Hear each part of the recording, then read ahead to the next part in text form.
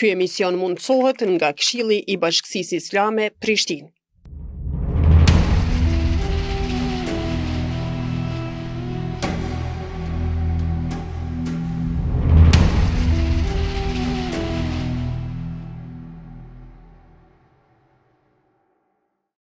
Selamu alaikum wa rahmetullahi wa barakatuhu. Paqja dhe mëshira e Zotit qoftë mbi ju. Po takohemi prapë në këto emisione përndër të muajit të shenjtë të Ramazanit. Burri dhe gruaja janë bashkëudhëtar në këtë jetë, të barabartë në adhurime, obligime, mirë po me disa dallime fiziologjike. Mirë po gruaja është ajo që gjithmonë etiketohet, nënvlerësohet, e privohet, si për veshje, për aftësi, për rëndësi e për shumë tema të tjera. Gruaja muslimane shqiptare dhe sfidat e saj në përkohë do të jetë tema e cila do të zhvillohet sot me dy mualime tona të nderuara, Fetije Gashi Gërbeshe, mirë se erdhët, dhe Agime Sadrio, mirë se erdhët. Dëshiroj të filloj me ju, nderuara mualime Fetije. Cilat ishin sfidat e gruas dhe çfarë mund të na thuani rreth atyre sfidave? Alhamdulillahi Rabbil Alamin, wassalatu wassalamu ala Sayyidina Muhammed wa ala alihi wa sahbihi ejmain. Falënderimet dhe lavdrimet i takojnë Allahut, krijuesit të gjithësisë, përshëndetet me selam ja dërgoj Muhammedit a.s., shokëve të tij dhe gjithë atyre që pasojnë rrugën e tij deri në ditën e Kiametit. Pasi jemi në muajin e bekuar të Ramazanit, lutim Allahun xhaleshanuhu që të na pranon veprat, agjërimet, lutjet, duat dhe gjitha veprat që i bëjmë dhe kur dalim prej këtij muaji të jemi fitimtar. Allahu xhaleshanuhu kur i krijoi femrën dhe gruan dhe burrin, i krijoi prej një shpirti të vetëm nafsu wahidu dhe të gjitha obligimet që i kishte gruaja po ashtu i kishte dhe burri. Dhe të dytë këta formojnë një bashkësi ku ajo bashkësi quhet familje. Allahu xhaleshanuhu i krijoi dhe ja dajti rolet secilit veç e veç, por në disa aspekte janë të ndarë, por në disa aspekte pothuajse janë të barabartë.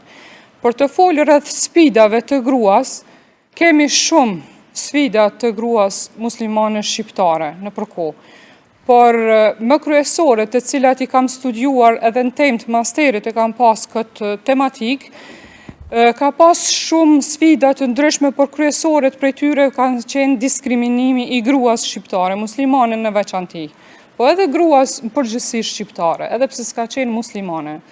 Ka qenë sfida e dytë, ka qenë shamia, një prej sfidave më të mëdha, veshja e saj, e cila çdo 10 vjet pothuajse është përsërit e njëjta temë, e njëjta tematik dhe prap nuk është i zgjidhur problemi. Gjithashtu ka qenë sfidë e madhe edhe shkollimi i saj, punësimi dhe gjithçka që lidhet me gruan, avancimi i saj, sidomos në jetën publike, jashtë shtëpisë, me të vërtetë ka qenë një sfidë dhe ende mbetet sfidë. Asnjëherë burri nuk është paragjykuar për veshjen e tina, por gratë gjithherë janë paragjykuar si veshën, si dalin jashtë shtëpisë, po edhe në shtëpi si veshën. Çdo herë ka qenë kjo një sfidë e gruas me cilat gruaja muslimane u duhet të ballafaqohet. Mirë, nderuara mualima Agime, a mund të na tregoni se ku qëndron problemi i diskriminimit të gruas, në veçanti të gruas shqiptare? Spari shfryzoj rastin që të gjithë besimtarëve musliman të jaroj muajin e shenjtë të Ramazanit, duke lutur fuqiplotin që të na pranoj agjërimet tona, namazet tona, duat dhe leximet tona, dhe që të dalmi nga ky muaj sa më fitimtar dhe sa më faqebardh. Pas shpalljes së Kuranit, e drejta e gruas ju dha, të cilën nuk ishte më parë. Ne e dim që e drejta gjinore është më së saktë sipas mësimeve të Zotit. Gruaja muslimane shqiptare është një heroinë e cila ishte bartëse e Islamit dhe e rrugës së celulës shoqërore të familjes dhe kombit në përgjithësi. Dua të potencoj se edhe në kohët e mëhershme gruaja ka kaluar në sfida të ndryshme, duke ja filluar sikur me edukimin e brezit e deri tek diskriminimi familjar, institucional dhe shoqëror në përgjithësi. Po ashtu gruaja ka qenë e keqtrajtuar, e vuajtur dhe nuk ka pas asnjë të drejtë. Edhe pse këto nuk ka pas të bëjë me Islamin, shumica ja kanë vesh që gruaja këto që i ka përjetuar kanë qenë në shkak i feja islame, mirë po këto nuk kanë kurfar argumente. Po ashtu mund të themi se gruaja ka kaluar edhe në për shumë sfidat të tjera, si që shkollimi, shamia, trashëgimia dhe e drejta gjinore. Me zhvillimin e shoqërisë ne kuptojmë se femra ka qenë një kontribut dhënëse si në luftë me paqe, me push në dorë, me pend, po ashtu ne e shohim se femra ka jep një përkujdesje dhe në edukimin e fëmijës dhe familjes në përgjithësi. Në rregull, deri tash u diskutuan do të thotë rreth gruas si celule shoqërisë konkretisht, si diçka që gjithsesi shoqëria ekziston, shoqëria e mirë bërë do të thotë është shkak i kësaj. Mirë pa mundeni me na shpjegu, me na tregu pak a shumë për pjesën e barazisë gjinore. Barazia gjinore është argumentuar shumë qartë në Kuranin famlar dhe në hadithet e Muhamedit a.s. ku Allahu xhaleshanuhu thot në Kuran: kush bën ndonjë punë të mirë, qoftë mashkull apo femër, duke qenë besimtar, do të hyjë në xhenet dhe nuk u bëhet atyre e padrejtë. Pra burri e gruaja janë të krijuara nga i Madhi Zot xhaleshanuhu të plotësojnë njëri tjetrin dhe për të formuar familjen dhe për të zhvilluar jetën shoqërore. Pra burri e gruaja plotësojnë njëri tjetrin, ata janë të krijuara njëri për tjetrin dhe janë prehje dhe qetësi për njëri tjetrin. Në aspektin shpirtëror, ajo është e barabartë si mashkulli dhe femra, por trajtimi i gruas çdo herë është llogarit më ndryshe dhe nuk është konsideruar që ajo është e barabartë me mashkullin. Fatkeqësisht burri është ai që është më i fortë dhe mendohet që u ka në më dominant ndaj femnës, por Allahu xhaleshanuhu të dy i ka bërë të barabartë në aspektin shpirtëror. Padyshim që gruaja është ajo që e ka epitetin më të përkryer të cilën Zoti ja ka dhënë dhe ajo është epiteti nën. Për gruan çdo gjë që ka bë dhe bën është një sfidë. Hadithi pejgamberit a.s. për vlerën e gruas fol shumë mirë, për vlerën e nanës, ku thotë që kur e kanë pyet pejgamberin a.s. se kush meriton të respektohet më shumë, ka thënë nëna. Pastaj ka thënë nëna, pastaj ka thënë nëna, e pastaj 4 herë ka thënë që babai. Kjo pra është vlera dhe vendi ku Allahu xhaleshanuhu e ka ngrit gruan si grua dhe ja ka dhënë vendin e merituar. Kemi shumë hadithe ku flasim për të drejtat e gruas, për barazinë e gruas me burrin. Ata të dy të krijojnë familje dhe janë prehje dhe qetësi për njëri tjetrin, po edhe bashkëjetojnë jetën dhe lindin fëmijë dhe njerëzimi shtohet dhe shoqëria zhvillohet në veçanti. Feja islame kërkon çiftit që të jetë i lumtur dhe lumturia e tyre të zhvrehet edhe në familjet e tyre. Kurse Muhamedi a.s. bëri thirrje që të jenë respektues ndaj njëri tjetrit. Në Islam nuk mund të themi pothuajse janë të barabartë gruaja dhe e burri në gjitha aspektet, por duhet të ketë drejtësi. Të gruaja drejtësi dhe të burri drejtësi që të ketë një efekt më të mirë dhe të bëjë një jetë më të lumtur. Do të thotë deri tani sjellën e pas se roli i gruas ose i nënës ose i vajzës është madhështor, duke u bazuar në mësimet e Islamit. Për shkak se Allah xhaleshanuhu ka dërguar pejgamberë dhe librat e tyre kanë qenë diçka që në to ka përmbajtur se gruaja femra do të më u vlerësu dhe jo të shtypet ose të mos bëhet vlerësimi ndaj saj. Mirpo, a mundeni me na e sjell në pa ndonjë rregull prej Islamit e cila aludon tek barazia gjinore? Nga mësimet fetare, pra me zbritjen e Kuranit, Allah xhaleshanuhu e ndryshoi gjendjen e gruas. Domethënë e shpëtoi nga tirania e sllaverisë, sepse më herët gruaja nuk ka pas të drejtën e trashëgimisë të babait apo të djalit. Po po ashtu gruaja ka qenë e diskriminume, si që në Japoni, Indi dhe në Kinë, gruan e kanë konsideruar si një vlerë e kanë nënçmu ata dhe kanë thonë që nuk meriton që kjo të nderohet. Po ashtu edhe romakët dhe anglezët, pasurinë e gruas ata e kanë shfrytzuar. Po ashtu arabt, femrat i kanë vorros për së gjallit. Me zbritjen e Kuranit, gjendja e gruas ndryshoi tërësisht. Po ashtu Kurani gruan e vlerëson e trajton si një qenie njerëzore me vend të lartë, si një femër, si një nën dhe si një besimtare. Po ashtu martesa duhet të jetë e pastër dhe e ndershme. Çdo njeri në çifti pra duhet të kryejë punë të qoftë të brendshme apo të jashtme në shoqëri. Rolin kryesor në familje e ka nëna me një edukatë të lartë. Barazia gjinore në Islam dallon nga ajo në shoqëritë të cilën e shohim për arsye se Islami e di kush është gruaja dhe kush është burri dhe asesi nuk të thënë që këta të dy të jenë të njëjtë. Për shkak se Islami është ai i cili saktësisht i sqaron rolin e gruas edhe rolin e burrit.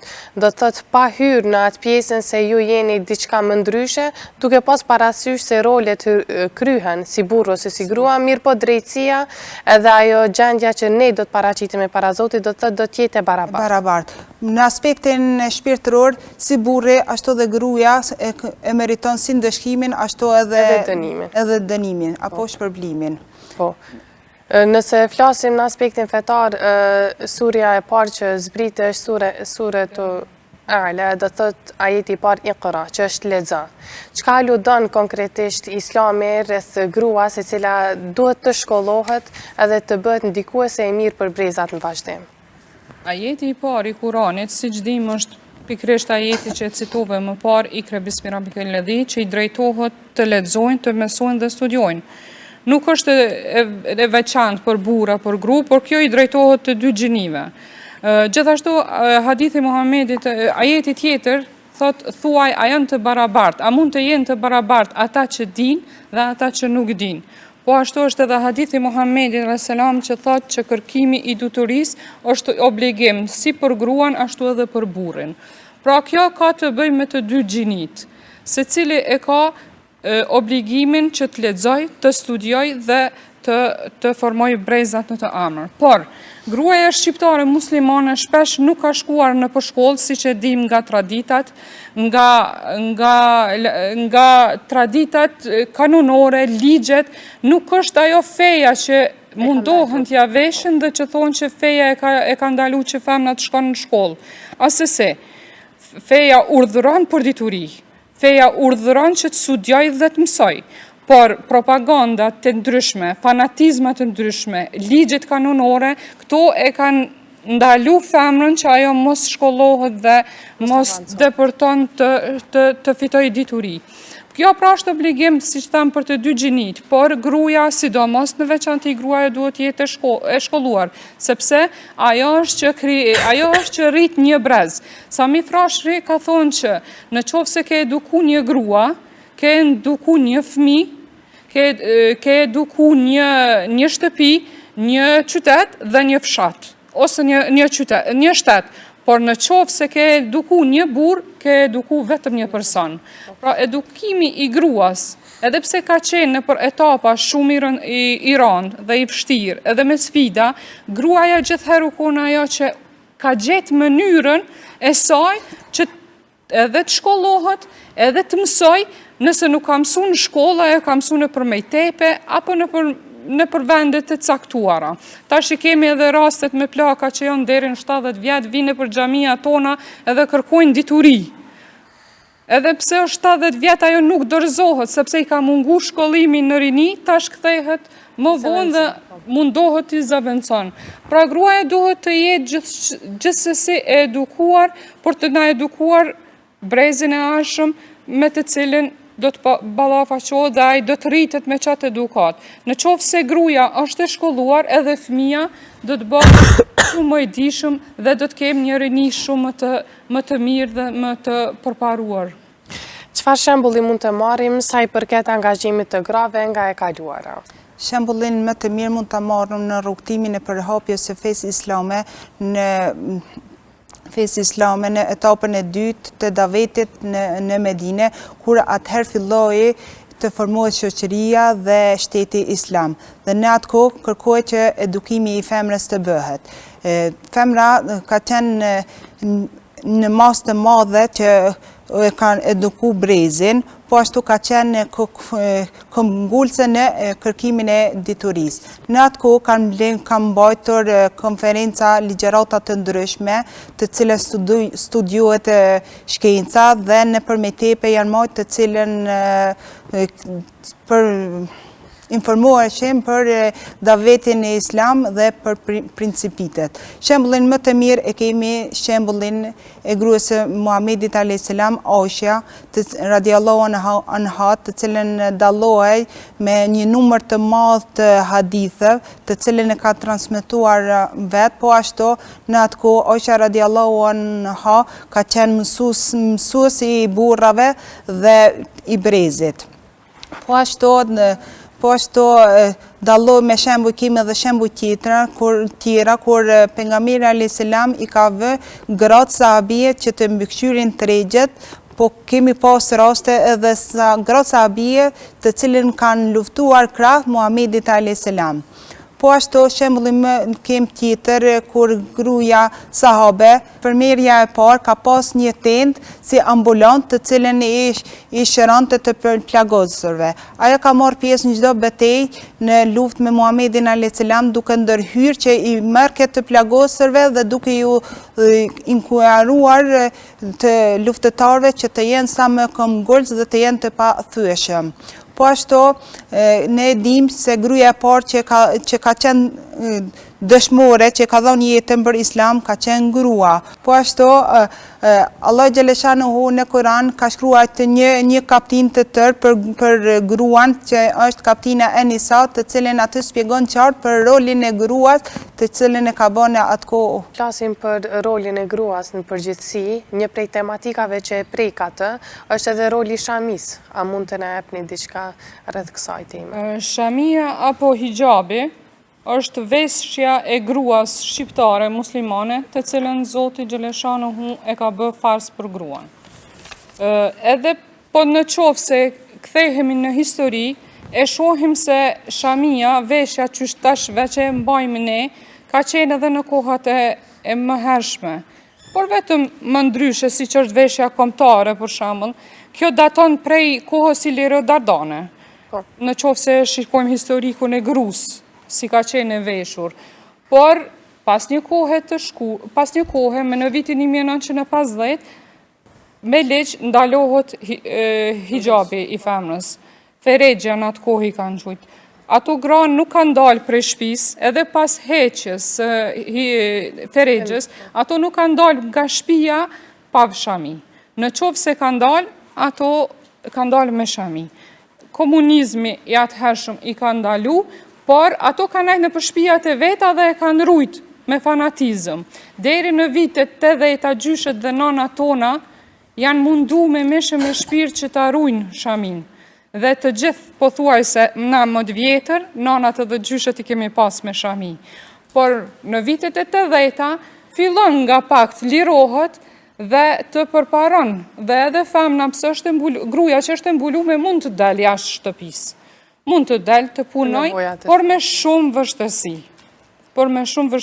Këtë kem nga praktika jonë personale, që unë kam qenë vitin e 4 në gjimnazë dhe kam dashur ta ndnoj shamin, nuk më kanë leju në shkollë.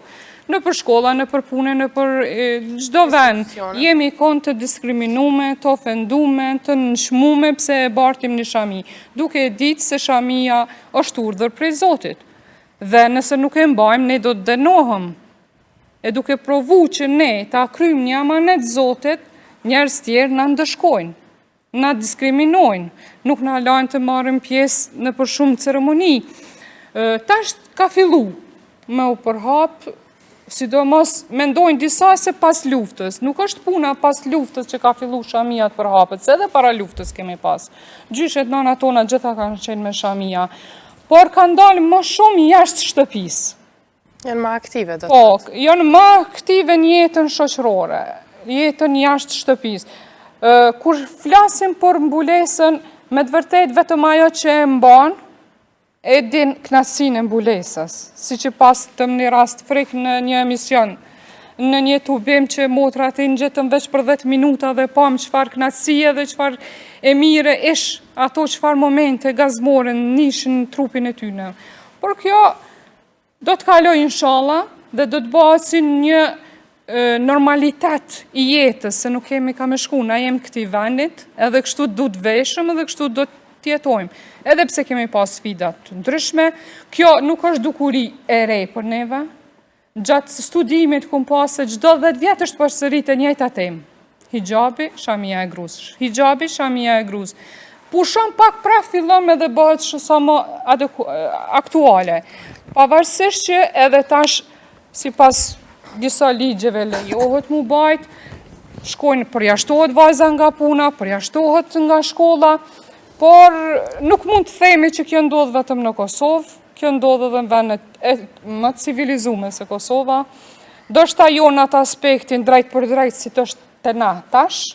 Unë e frik isha një ditë në Gjermani një vizitë dhe më thanë që ligji e lejon shamin, hijabin me mbajt, po kur vje puna, te puna, prapt të maltretojnë, të bojnë ndërkomca që me ta largu, nuk të pranojnë në mesin e tyre aq let. Po, inshallah, kadal edhe kjo do të i kalohet dhe do të normalizohet, se nuk është diçka që na vetë dojna personalisht me në gjitë prej mendjes tonë, po e dim që është një urdhër i Zotit, është një farz i Zotit edhe duhet me zbatu. Qyshe kemë farz e obligime tjera që Zotit na ka urdhnu, edhe shamia është një obligim që ne fatmirësisht me vetë knasie në gjesëm.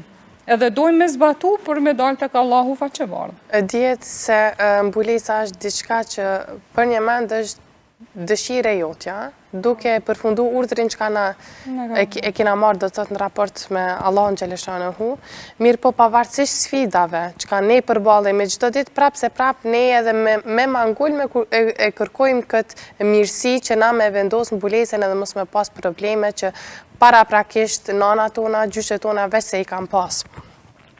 A mundeni me na tregu se si është zhvilluar avancimi i gruas në përkohë ndër shqiptarët?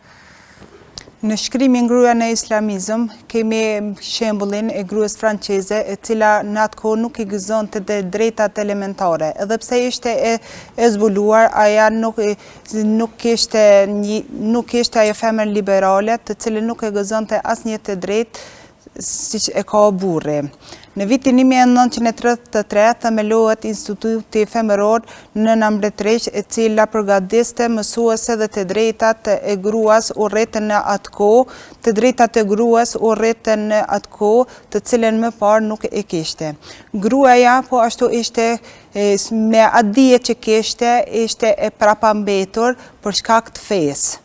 Ashtu e kanë paraqitur në atë kohë. Mirë po edhe gratë e Sharles dhe Mirushës, edhe ato nuk përparuan, edhe pse ishin të fejeve të krishterimit, mirë po, shka do të thotë që kjo nuk ka të bëjt pse ka post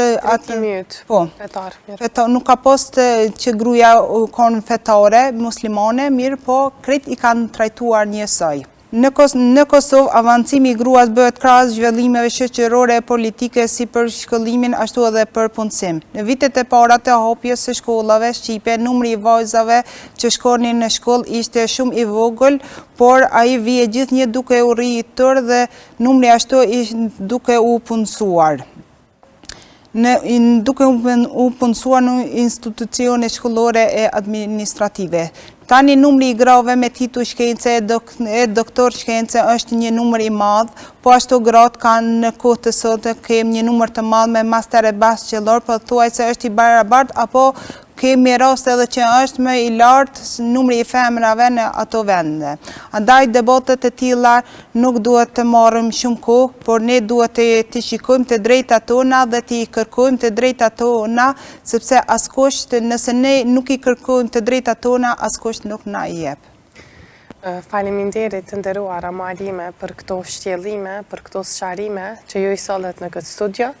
E ju shikues të dashur, faleminderit për përcjelljen e juaj deri në emisionin e ardhshëm. Assalamu alaikum wa rahmatullahi wa barakatuhu.